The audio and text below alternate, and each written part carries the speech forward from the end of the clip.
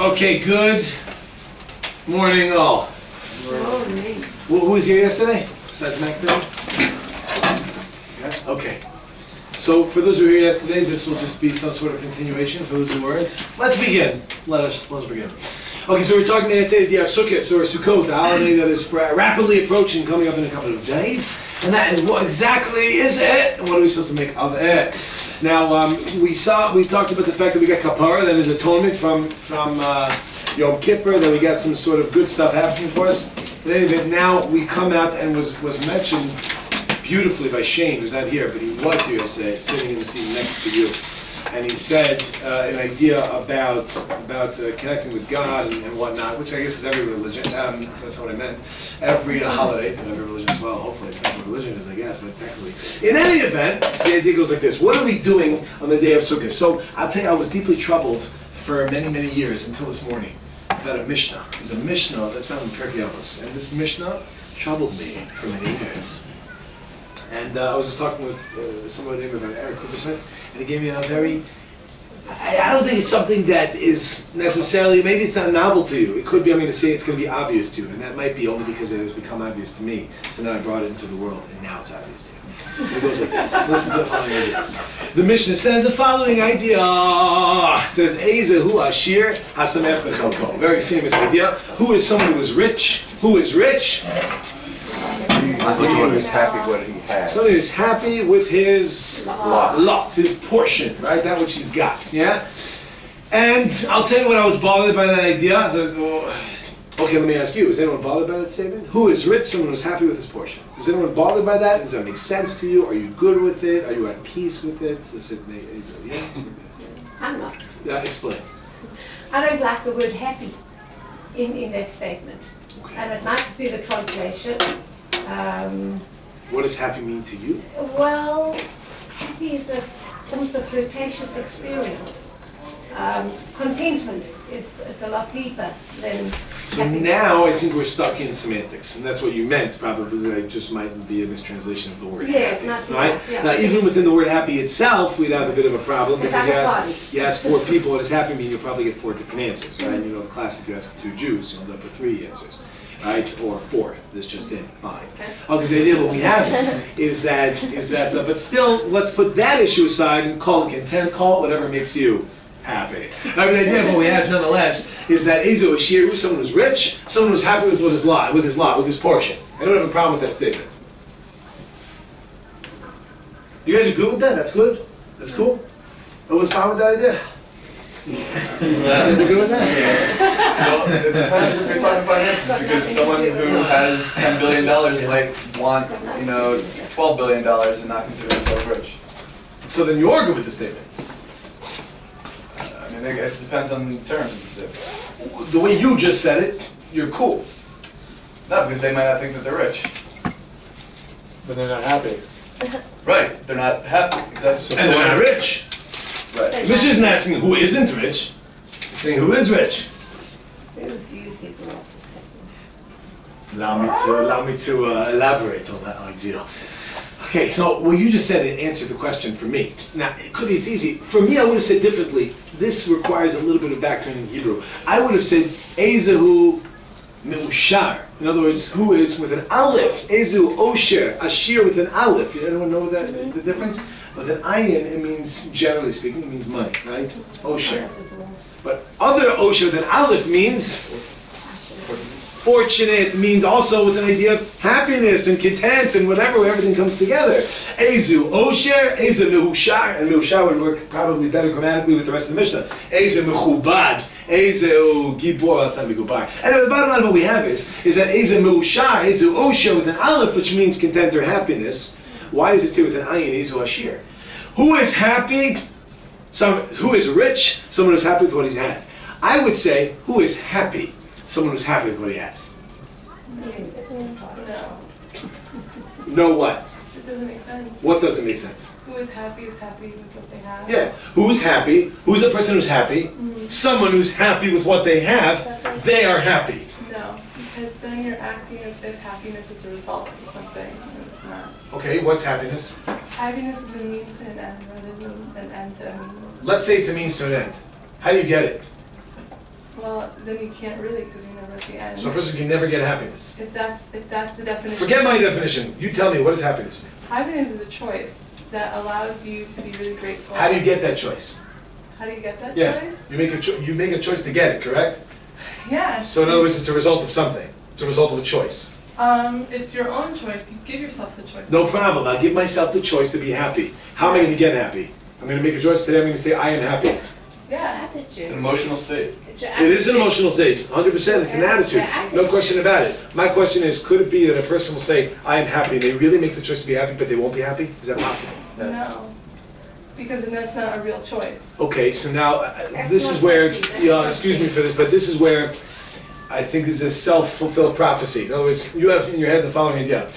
If you didn't actually be happy, it means you didn't make the choice. And I'm going to say, why? Why can't I make the choice, but I didn't get it yet? You say, no, clear, you know. I say I want to go on a diet, but then I don't go on a diet. Does that mean I didn't want to go on a diet? I did want to go on a diet, but I want another thing more. But the wanting to be happy is very different than being happy. Oh, well, how do you word it then? You said make a choice to be happy. How do you make the choice without saying want? I be happy? I accept. I accept happiness. No, I accept whatever I've got. Oh. No. I accept what I've got, out of which I will become happy. So, no, she's arguing at that point. Yeah, I don't think so. She doesn't like that either. That's what I'm saying. The Mishnah is saying. It's like a positive and a negative. Go on. You've got to be positive. You can get up in the morning and say, I'm really going to have a terrible day. And then you can change. Let's do it differently. I'm going to have a great day today.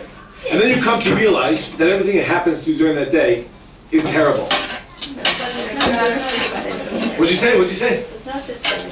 Oh, it's not terrible. So you decide to look at it like it's not terrible, right? So you decide to look at it like really it's good. Is that right? So you decide to look at it in a way that you say, oh, this is something which is good to have. So what you're saying is you're focused on the fact that you're happy that you have that.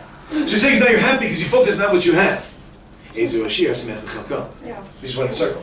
So bottom line is, what do we see? What do you want to say? What do you want to say? So it brings us more to full circle. So back to what I was saying before with $10 million, $12 million. Okay, so now you've got someone who has $3 to their name, but they feel rich because they're happy with their portion. So you're saying exactly the But mission. now, from an outside perspective, that's all.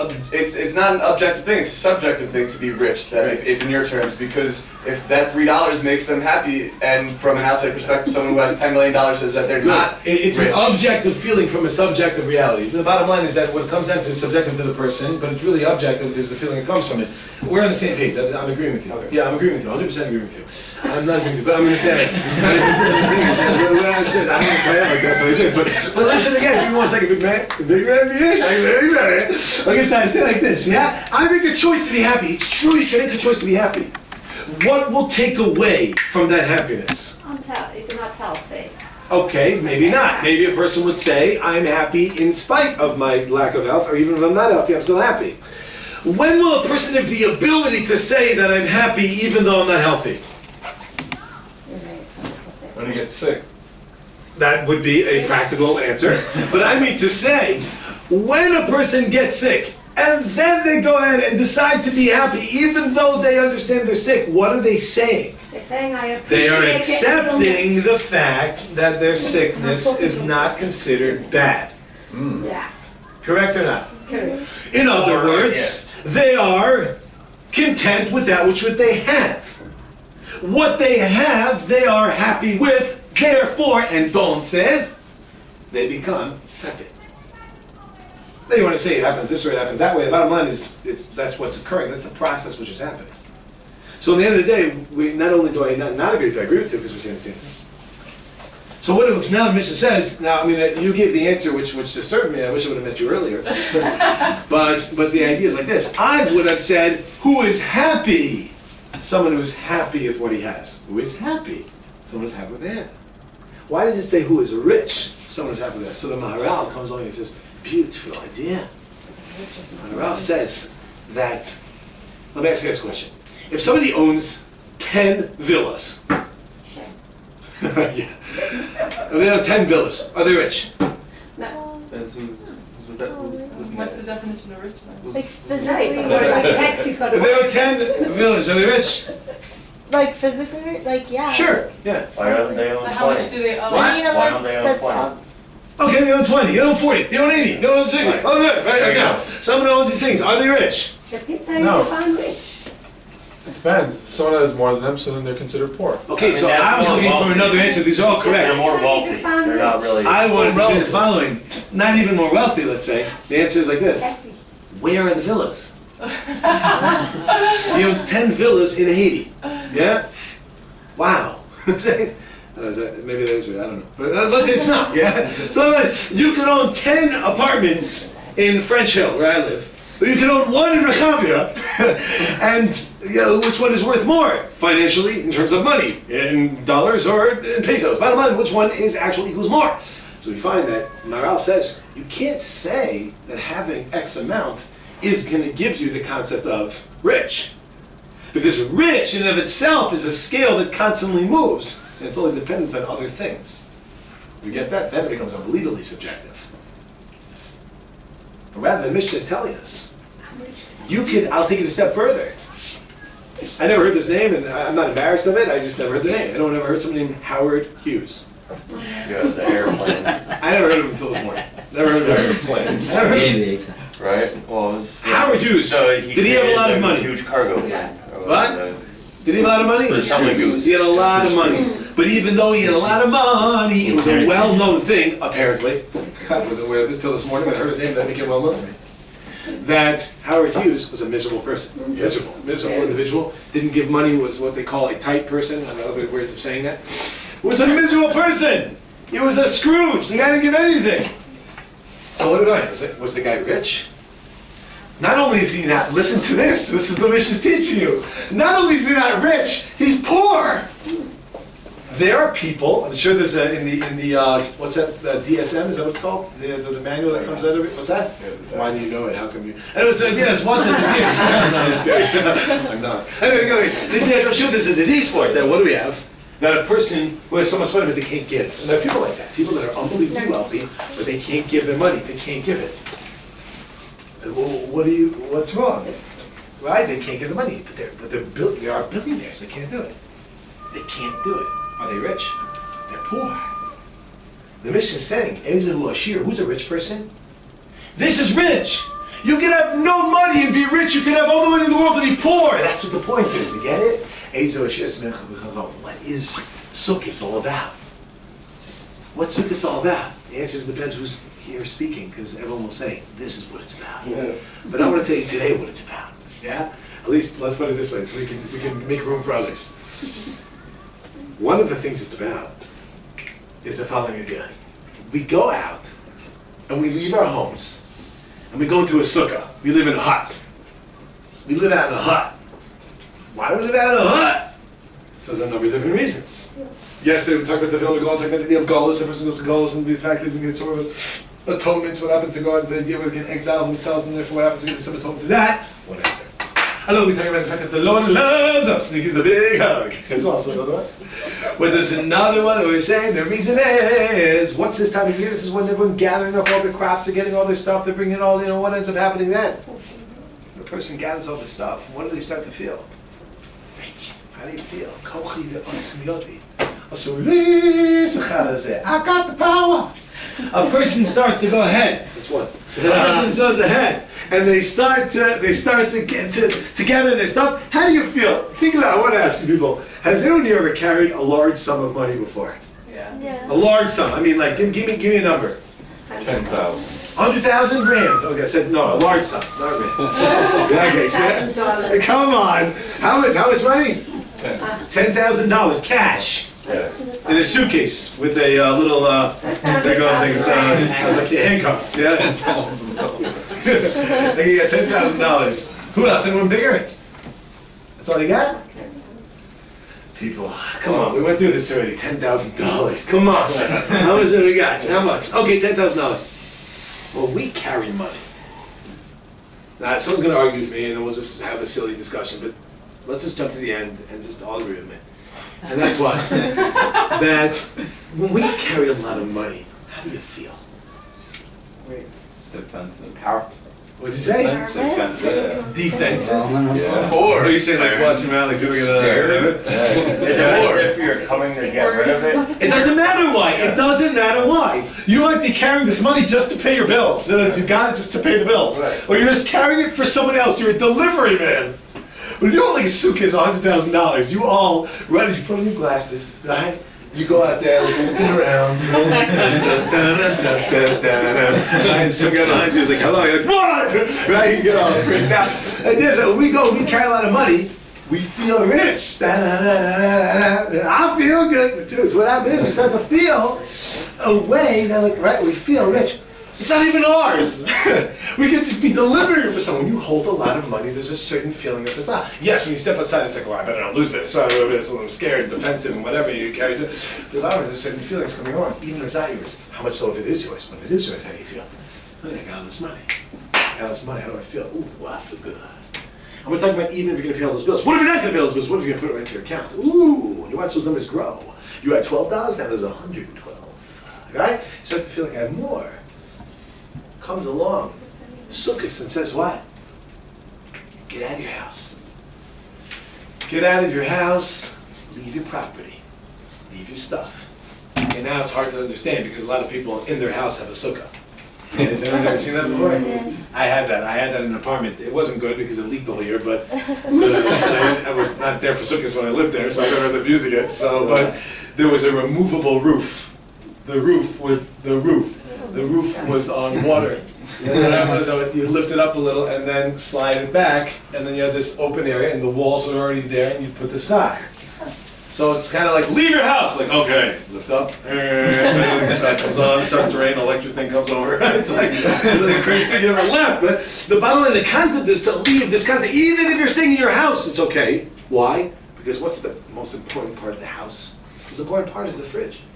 But after the fridge, the most important part of the house is the roof.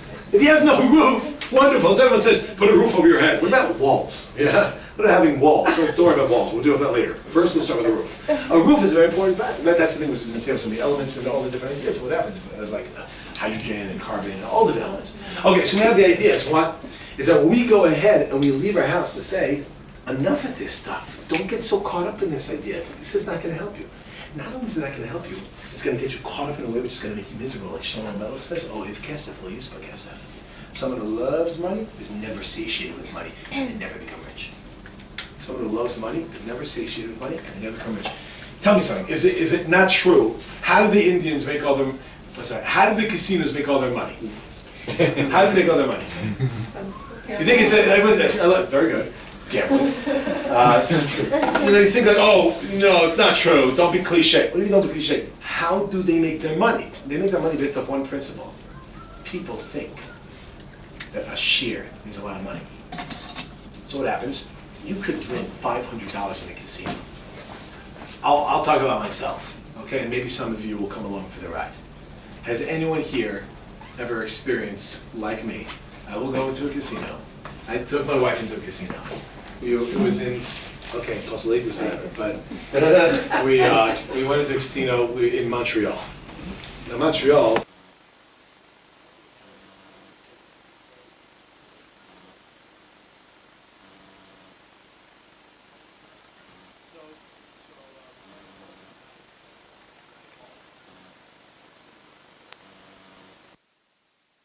So basically we go in and we played blackjack, I think it was. And I put down $10. She's like, whoa, what are you doing? What are you doing? I'm like, I'm putting down $10, and I'm getting chips, and I put the chip down. She's like, well, why are you putting it there? Let's keep it. I was like, well, this is how this works, right? She's like, oh, okay, fine. We played a hand, and we won. My wife was like, what happened? I'm like, we won, $10. Yeah, so she's like, wow. Now, I can't remember now anymore. She's like, I think she said, like, let's do it again. It's like, let's do it again. She probably said, let's walk out. But I think, in my mind, I'd like to think, she said, let's do it again. She's like, let's leave. I'm like, again? Right? So, okay, so what happened? I go ahead. I thought that's what you said. Right? So I went ahead, and I put it down again, and we lost. And we lost all the money. She goes, well, what's going on? Why are they taking it? I said, we lost. She's like, what are you talking about? We lost. That's our money. I'm like, you don't get it. We lost. It's on. She's like, well, what are we doing here, right? I was like, this is fun, honey. This is fun. He's like, no, it is. Okay, so we ended up leaving. But the bottom line is that what happens at a casino? You win $500, you win $1,000. And what do people do? I could win $2,000. And then comes a word, double or nothing. Where did that come from? Shlomo Melech, the Gemara. The person has money, you're at the person gets 100, they want 200. You get 200, you want 400. You get 400, you want 800. This is a scientific concept based off a Talmudic statement that says, right, which is the accuracy of the Jews, not just as well, a concept of what's going on in terms of Islam. But what we have is, this is what it comes down to, people. It comes down to the fact that we love these things. Therefore comes Sukkot and says, get out. Get out, stop it. Stop it. Don't get caught up. Let me explain to you. An amazing opportunity. You got kapara. Let's keep that simcha. Ezehu ashir, hasamech bechalko. Someone who appreciates and recognizes what they have. When you really recognize what you have, and you realize the fact that that's what you're supposed to have, there's nothing like that in the world. That's the greatest simcha in the world. There was a rabbi, we say a blessing every day. The blessing is, Baruch atah Hashem, Elokeinu melech haolam. Blessed art thou with the Lord, the King of the universe.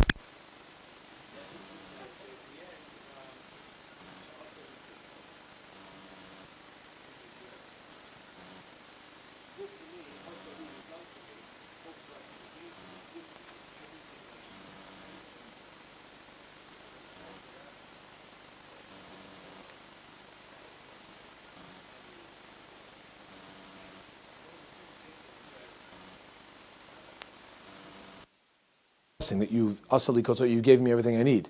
You don't have anything. What do you say back? That's what.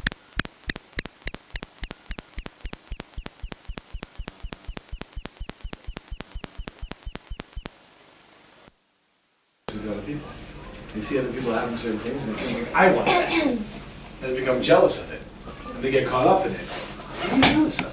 That's not you. You're not it. That's not you. That's nothing to do with you. It's like a person saying, I'm jealous of that person that has glasses. I don't know glasses. I want glasses. Or you mean like the lenses? Like, no, I have 20/20 vision. I wish I had that vision. Why? My vision's bad. Why? I don't know. Right? It makes some sense, right? But that person has a nicer car. I want that. Why? That's nothing to do with you. There's nothing. It's not going to help you. If anything, it's going to hurt you. Comes along Sukkot and it says again, get out of your house. Get up, stand up, and get out. Right, get out. You're not even catching. Right, you got to get out. That's the idea. What happens when you go and you leave and you come to the recognition? That's the idea of a sukkah. So now let's go even further. This is such an. I'm going to share with you such an amazing idea. Oh, it's. I don't know if you can. Okay. Let me share with you first the following. I don't know if this is a Slano Rebbe who says this, or is my brother who said it while quoting the Slano Rebbe. So I have like a lot going on upstairs. Yeah, but it is said that there is a certain group of people in the world, from casino to the next Indian reference. There's a group called the Cherokee Indians. Is anybody familiar with the Cherokee Indians? You know them? What? I actually not. You met a Cherokee Indian? I did too. I was actually talking about. The last one. He was the last of the Mohicans, not the Cherokees, right? But there was a guy sitting in the room in your seat who was a quarter Cherokee Indian. So he actually verified what I'm about to tell you. And the Cherokee Indians have an amazing idea that when a boy becomes a man at like 13 years old, now what happens? There's a custom that the boy goes out into the wilderness, into the forest. He goes all the way out into the forest by himself. And, well, he first gets escorted by his father, and he's taken out, and he's blindfolded. And then he sits on a rock. And then the father says to him, and nobody knows what happens. You're sworn to secrecy that you're not allowed to tell anyone what goes on there. Sounds like some sick horror film. So, how do you know any of these things, right? Somebody spilled the beans and wrote a book and made a lot of money. But the idea is that, and now he's miserable. But the idea is what happens is that he goes out there and his father says to him, son, stay, rock, till you feel sun on face. Then blindfold off, home. How done? So the rules are, for those who don't speak Indian, that he needs to jog for 6 miles around the lake. Everyone understood that? Okay, anyway, so what the rules are, you have to go out there and sit on this rock by yourself in the middle of the forest. Has anyone been to a forest before? Has anyone ever gone hiking before? Yeah? Alone. Alone. Alone. Yes. You're like, what's the big deal? A bear comes, I'll eat him. Yeah? Alone. If a bear comes, it'd be the first time in that park. That you would meet a Cherokee Indian in the forest, right? So you go out there by yourself. Who's done it before? One. Who's gone camping? Who's gone camping? Wow, very few. Embarrassing. Okay, so if you've ever gone camping before and you go out there, it's pretty amazing. It's really amazing. And I don't mean like in your backyard. I mean you really go out there. And you go and you see one thing which is phenomenal, which to me is an amazing, awe-inspiring sight, is marshmallows. Another thing is the stars. Like if you ever see the stars, like it's amazing. I can't even describe it to you. It's what I like to call a wow moment. Last time I saw it, I was driving from Montreal to New York, and I needed to get gas. So we stopped off, it says gas, go off the road, and there's a gas station. But it's one of those gas stations in one of those towns that there's, population 3, and one of them is a murderer. And it's not like right off the road. It's like you come off, it's like, and then when you're finally off like 10 minutes, it goes another 20 miles. Like, what? Like, where am I going? And it's like, into the woods. And even the sign says it like that. It goes, into the woods. It's the voice. And basically I go out there, and I'm looking at it, I'm like, wow, there's no lights here. So what naturally would I do? I shut my lights. Has anyone ever done that when you're driving? Yeah, during the night, right? You shut your lights, and you could see it's pitch black, but you look up, and it's like unbelievable. But the other thing is, it's scary being out there by yourself. There's animals, there's wild things, who knows what's going to be there. So the guy goes out there, and the whole night he's sitting on this rock, and first he hears like, tss, and he's like, oh no, which means oh no. And then he's like, roar, whatever you hear in the forest, yeah? And the kid is freaking out. Comes the morning, he feels sun on face, takes off the blindfold, and his father is standing in front of him. His father was with him the entire time. Now, he didn't know that. He went out there, he thinks, well, what's going to be? And he wakes up and he opens his eyes and he sees his father was with him the entire time. Obviously, you're going to leave your kid out there, leave your sickos, you're thinking that, right? He said, of course not, right?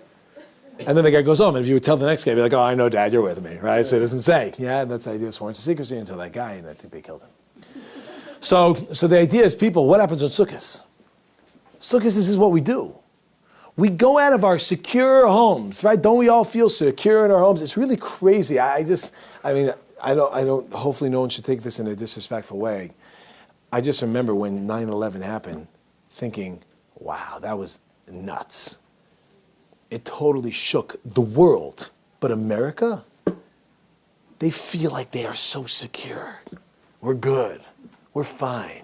Everything's all right. Then 9/11 happens. All of a sudden, things aren't so secure. All of a sudden, things aren't so secure anymore. Do you realize, if anyone's ever been if anyone lives in Florida or any of these places, have you been in Florida? Which area? So do you remember, you're probably too young, but do you remember like the major tornadoes and like hurricanes that went on there? I don't know, tornado, but hurricane. There was one I think in 94, okay. But this one, I remember my uncle was living there, it like literally ripped off half of his house. Like in Florida, we're not talking about like in the, other places like Oklahoma, I don't know, right? But bottom line is that literally people come back and their homes are gone. What about Katrina in 06? That's also an example we could have used. And the idea is what? That it comes to show us that we have no power. We go out into the sukkah to say, God, what do we have to? We have no one to rely on but you. And then what do? We try to drive the whole point home. That we read Koheles. And what's it showing you? Get away from physicality. Move away from these things. These are the things that are bring us down, down, down. These are the things, that's just what I wouldn't have done. These are the things that are going to destroy us. Therefore, what happens? A person we go out to say, get away from it. Get away from the physical. Get away from whatever type of shoes and pants and shirt and glasses, whatever model and make and number and whatever it is that we have, and just get into the concept that this is the concept. And we go out to the sukkah, and we have the hug of the Lord. Sounds cheesy, but the concept is the hug of the Lord. A sukkah, we know, has to have 3 walls, right? Okay, you can do it like this. Okay, so it's a hug with a little arm. But the idea is, what's a hug? A hug is like this. This is a sukkah. Sukkah has to have at least 3 walls, right? This is a sukkah. So someone comes to give you a hug, and you even see it's like, yo, hey, what's up, man? Right? You're going to keep for the wallet, take it out, and walk away. But But the idea is, that's what it's about. We go into the Sukkah, the Tzil, the Amnusa. This is the Lord, praise be. And we're walking into God's house, essentially. And we're leaving our own home in a way that we go, now, I want to tell you something another thing, even though I'm a minute over, but we're doing it Rabbi Burger style. So I want to tell you another idea, just one more idea that's bothered me. One we solved is Ezo Asher Samech B'Chelko, who is rich, someone who's happy with what he has, because when you're happy with what you have, that's the richest you can be. There's nothing more than that. That's the greatest. Another thing that's bothered me is that this idea of becoming an Eved Hashem.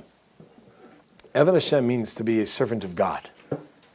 You know, I don't know if they always teach it in these type of forums, because maybe this is known to be one of the beginner classes, even though it doesn't always end up being beginner people or beginner material. But the idea is that, you know, like the sugarcoat things, so people will get suckered into coming. But I'm going to tell you the real deal, is that it's really talking about being an Eved. The goal is to be an Eved. The goal is to be a slave. Isn't that awesome? Isn't that life? Life is being a slave. If you're from South Africa, I didn't say own a slave, right? I said, right, but to be a slave, right? I know you still have them locked up at home, but the idea is to understand the goal is to be a slave. And you think like, I'm trying to think on my bike here yesterday, how could I try to sell to Judaism to someone in a way which, you know, I'm trying to essentially like entice someone and speak to them about how positive and wonderful it is to be a Jew. But then how could I tell them the truth and tell them like, okay, so Judaism is great. You have Shabbos, you know, and there's singing, and we wave palm branches and lemons, and we eat wafers. And not only that, you're a slave. So you want to come for Shabbos, right? You're like, a slave? What was the last part? Nothing. Don't worry about it. It's not like the most important person in Jewish history was a slave. Oh, wait. Moshe Rabbeinu is called the Eved, Hashem, the slave, right? Moshe Avdi, he's my slave. And this is like the best. Why is that good? Why is it good to be a slave? Yeah. Well, if you are just living for yourself, and you recognize that there's something greater than yourself, then you're not living for that, then you're very limited. But if you surrender yourself and you actually don't live yourself, to live just for yourself, but you live for something so much greater than yourself, and even though you're a slave, you're actually more connected to something that is greater than you, so you're actually more rich. Right, not only that, if I could add to that, excelente, I would say then you actually can be yourself. A person, what are the options? You're either a slave to yourself or to somebody else. Those are the options, right? Or you say, you're not a slave. Not true. Everyone's a slave. That's like someone there was a rabbi that was involved with Aish HaTorah by the name of Hillel Weinberg. And someone came to Hillel Weinberg and said to him, oh, you know, you can't smoke on Shabbos. Right? He was trying to show him that you're owned and I'm not. I can smoke on Shabbos. And Rav Hillel said back to him, well, first of all, I don't smoke. But second of all, you can't not smoke on Shabbos. Do you hear? He is coming and saying, you can't smoke on Shabbos. And I'll make it simpler so those who didn't get the double negatives. You have to smoke on Shabbos. What does that mean? He's addicted to it. He's addicted. Which means who are you a slave to? No matter what, you're a slave. Who are you a slave to? You're either a slave to yourself, which case you are, everyone in this room, except for those who aren't, but most of you, unless you just deal them and don't actually use them, are addicted to their phones. You're addicted to your phones. Your phones own you. For those who don't, so they're not you. But everyone else, you are. Yeah? And whatever it is, if the ladies in the room, chocolate. Yeah, you're a slave to chocolate. And then whatever it is that we are a slave to, we are a slave to something. There's something which controls us and which gives us anxiety also. Like, oh my gosh, did I? If we're in control, what happens if things don't go okay? Then all of a sudden I have this stress and I have this, what's going to be? But if you recognize that there's someone above you who's more in control, who's in control of everything that happens for a reason, and it's all proper, and it's chelkecha, and you are recognized that it's your portion, and you are happy with your portion, then you're ashir, and then you're samech, and then life is awesome. So if we put everything together, and then we'll sing together. We put everything together. So what ends up coming out is the following idea. Ezo ashir samech b'chelko. Who's rich? Someone who's happy with what they have. What do you mean someone who's happy with what they have? Someone's rich is rich. Someone who's happy with what they have. It's called who's happy? Someone's happy with what they have. Why is saying rich? Answer is because Howard Hughes apparently was very rich. Maybe financially, a lot of cash, money. That doesn't mean he was happy. It's because he was a miserable beast. If you had a person who felt terrible, it's a life where you died in misery. You have so much money in the world, but you're the most poor person because you can't even take anything from it. Right? You can't take anything from it. I don't want to ruin his stories if you end up hearing him saying it, but I'll tell you this same rabbi who this morning I was talking to about it, he said that he once went to go solicit money from someone. He went to go to somebody and to ask money from him. And he said to him, the wealthy guy, worth billions of dollars, said to him, I want you to know I honestly believe I can't give you money. I'm sorry, I can't give you. He's like, why? Because you have billions. It's like, I know, but I honestly believe I could lose it any day. Everybody hear the logic? You could lose it, therefore don't give someone some of it because you might lose. You could lose it any day. Everyone got that logic or no? You don't want to lose less. Right, exactly. You'd rather lose more.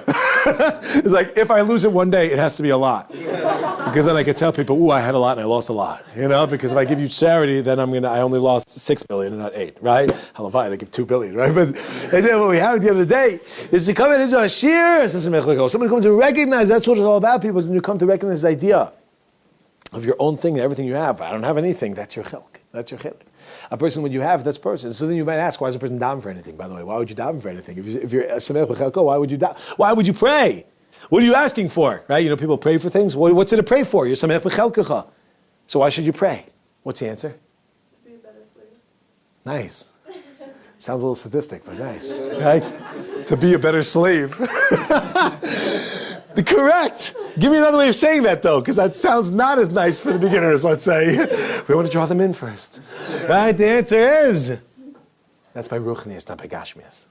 That's by spirituality and not by physicality. Unless the physicality is for the spirituality. We should always be wanting to grow and get more and more in our spirituality. That we don't say we're good. We want to be growing. In terms of physicality, why do you need more? What do you need it for? Rabbeinu B'chayiv brings down a chovas halavovos. That's crazy. You could have $1 billion, or you could have $50,000, and there's a good chance for many people you'll only end up spending the $50,000. You go through a person's life, figure out the numbers that they actually are. But the bottom line is that those people who are multi-billionaires, they don't end up using any of it. It sits in their account, and then they end up dying, and someone else takes it. It's like, what does it even matter if you have all the money? It doesn't help you. No, because other people will say that you lost a lot of money, right? Yeah. So what does it come down to? Okay, people, then we got a little bit further and say the concept. So what's an eved? Why should I want to be an eved? Say, ultimately, so they go to the sukkah, go into the sukkah, don't get caught up in this end. Guard the kapos, with the simcha, You come to it when you come to recognize. You make a choice. How do you make a choice? By recognizing the fact that at the end of the day, this is all perfect. This is all great. This is all fantastic. This is all incredible. Now, I obviously pray in order to get closer to you. I want to be on the higher level than I am right now. But the bottom line is what? I'm happy with what I have. Therefore, Ezu Ashir, who's rich. This person who's really rich. But like the Maharal comes and said, you said right in the beginning, is that I have 10 homes. I have 10 homes in some random place. I have one home in one beautiful place. Okay, so obviously it's all relative. It's not going to come out. But ultimately, the person, and this is the most incredible idea, everyone can be rich. Everyone can be rich. In the secular mentality of life, only very few people will ever make it. And those that make it are going to be miserable. Right, exactly. Which I once heard, interestingly, there's the rat race out there. Everyone's heard of the rat race, right? At least in New York, it's a concept. You go out there, the rat race, everyone's finding, what's crazy? If you win, you're the greatest rat.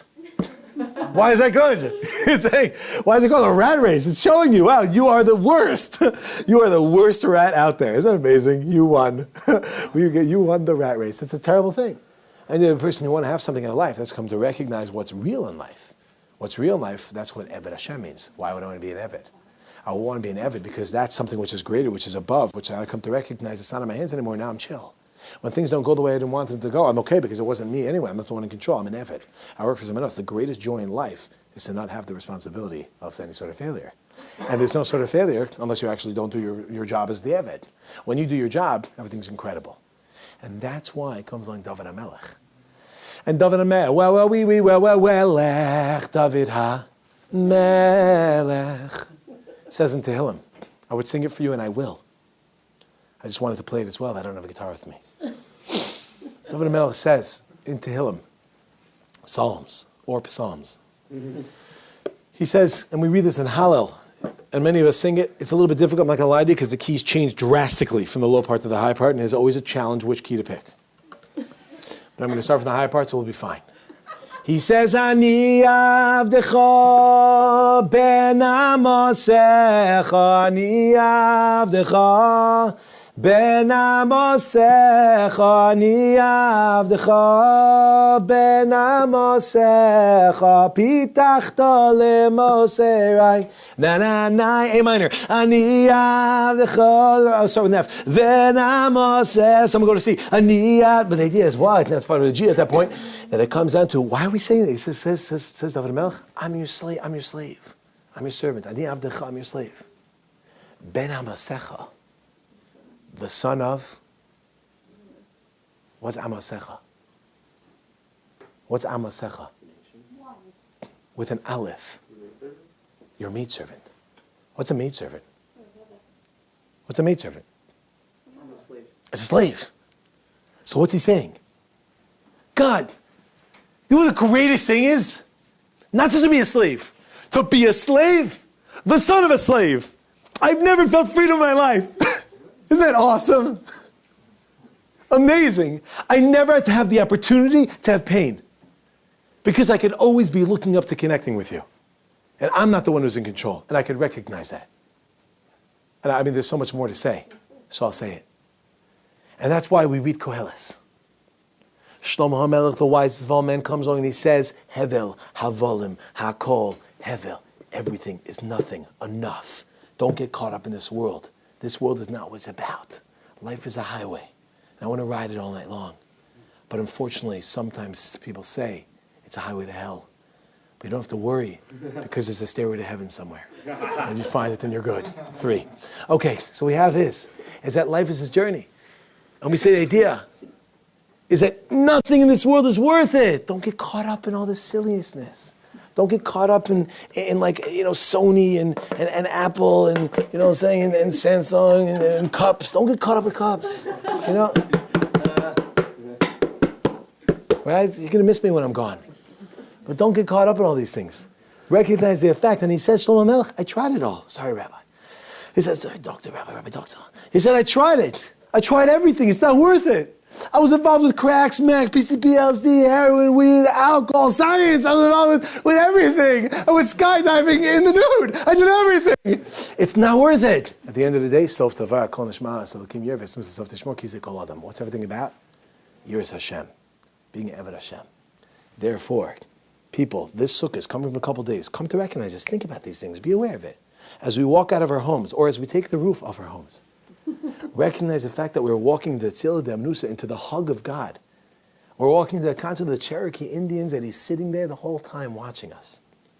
And keep the simcha of the kapara. Recognize the joy of the fact that I have atonement here. And when we keep that simcha, what ends up happening is then we don't feel any need to do any sort of sin. And we don't get caught up in the other parts of the world which are going to bring us down. And that's the real osher, that's the real ashir. And that, my friends, in a nutshell, is what part of Simcha is about. Thank you so much. It's been a pleasure. I'll see you when I see you. If I don't take care and bye-bye.